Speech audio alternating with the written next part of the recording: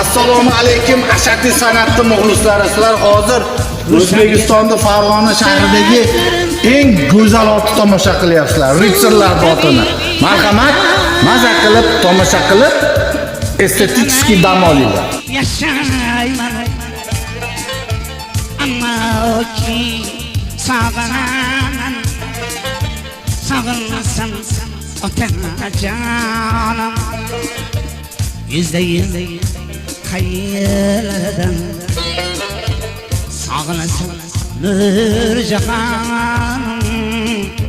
Yüzde hayallardan sog'inasam otajonim. Yüzde hayallardan Yüzde hayallardan